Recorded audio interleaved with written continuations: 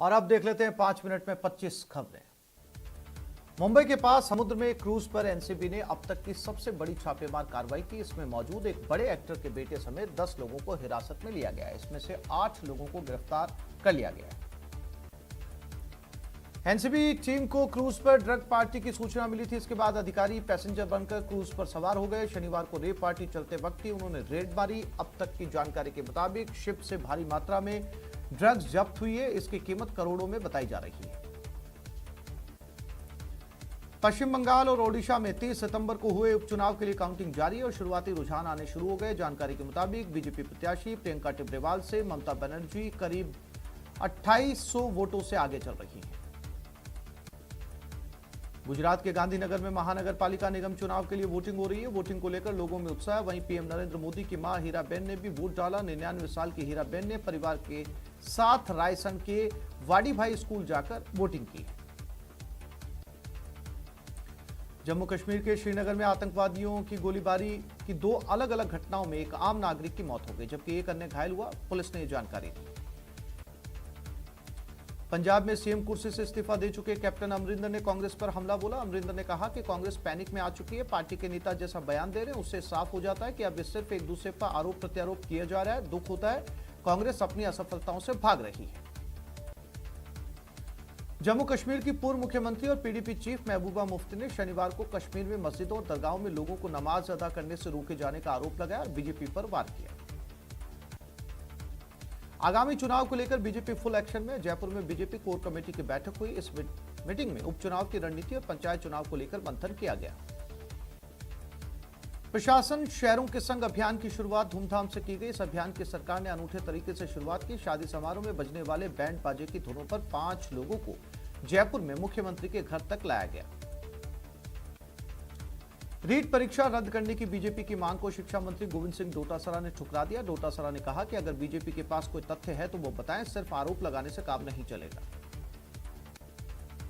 ACB की team ने सीकर में आकस्मिक चेकिंग के दौरान पीडब्ल्यूडी एक्सचेंज को 2,37,000 रुपए के साथ पकड़ा है। कोटपुतली में अब अपहरण का आरोप लगाने वाले युवक के खिलाफ ठगी की बात सामने आई। इतना ही नहीं, उसके खिलाफ मेरठ पुलिस थाने में करोड़ों की ठगी का मामला दर्ज होना भी बताया जा रहा है। कोटा में आज जेईई एडवांस की परीक्षा 9 केंद्रों पर आयोजित की गई। परीक्षा 2 पारियों में है। पहली पारी सुबह 9 बजे से दोपहर 12 बजे तक है, जबकि दूसरी पारी 2:30 बजे से 5:30 बजे तक है। श्रीगंगानगर के घड़साना में किसानों का आंदोलन जारी है। शनिवार सुबह से ही एसडीएम ऑफिस के बाहर किसान डेरा जमाए हुए पड़े। रात को भी सैकड़ों किसानों ने एसडीएम ऑफिस के बाहर ही चारपाई लगाकर गुजारी। रेल मंत्री अश्विनी वैष्णव ने पाली के प्रसिद्ध सोमनाथ मंदिर में पूजा अर्चना की, जिसके बाद रेल मंत्री ने जूनी कचहरी में महाराणा प्रताप की आदमकद प्रतिमा पर पुष्प अर्पित किए। उन्होंने कहा कि पाली वीरों की धरती है। राजसमंद जिले के नाथद्वारा में बैंक ऑफ बड़ौदा में एक शिक्षिका से पैसे गिनने में मदद करने के बहाने एक शातिर ठग ने 17,000 रुपए उड़ा लिए। ठगी का शिकार हुई महिला ने नाथद्वारा थाने में केस दर्ज करवाया। वहीं बैंक में लगे सीसीटीवी कैमरे में ठगी की वारदात कैद हो गई, जिसमें ठग का चेहरा दिख रहा है। Indian railway engineering services 1984 batch के अधिकारी सुधीर कुमार गुप्ता को पश्चिम मध्य रेलवे का महाप्रबंधक बनाया गया। शैलेंद्र कुमार सिंह के रिटायर होने के बाद यह पद खाली हुआ था। बस्सी के कानोता थाना इलाके में एक महिला का शव झाड़ियों में फेंका हुआ मिला। जानकारी के मुताबिक महिला शनिवार को घर से लापता हुई थी। बताया जा रहा है कि मृतक के शरीर पर चोट के निशान थे।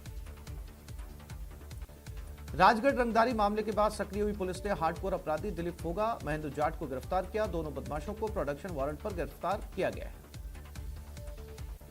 चूरू के पुराने बस स्टैंड पर गंदगी की समस्या से परेशान लोगों ने नारेबाजी कर प्रदर्शन किया। लोगों ने बताया कि पुराने बस स्टैंड पर बरसाती पानी की निकासी न होने से कई दिनों तक गंदगी और कीचड़ जमा रहता है।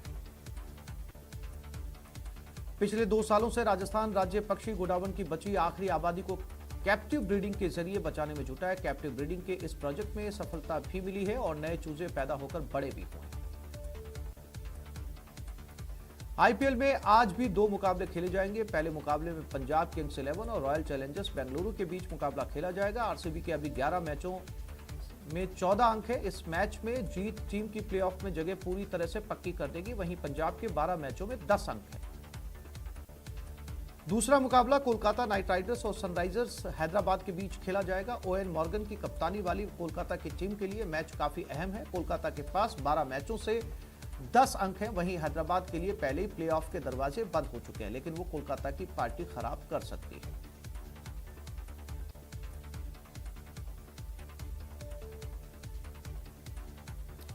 आईपीएल में शनिवार को दिन का दूसरा मुकाबला राजस्थान रॉयल्स और चेन्नई सुपर किंग्स के बीच खेला गया, जिसे आरआर ने शानदार खेल दिखाते हुए 7 विकेट से जीतकर अपने नाम कर लिया। सीएसके ने रॉयल्स के सामने 190 रनों का टारगेट रखा था, लेकिन आरआर ने 15 गेंद पहले मैच जीत लिया। इससे पहले मुंबई की प्लेऑफ की दौड़ में बने रहना और भी मुश्किल उस समय हो गया जब दिल्ली कैपिटल्स ने उसे 4 विकेट से हरा दिया। पहले बल्लेबाजी करती हुई मुंबई की टीम सिर्फ 129 रन ही बना सकी, जिसे दिल्ली ने 6 विकेट खोकर हासिल कर लिया।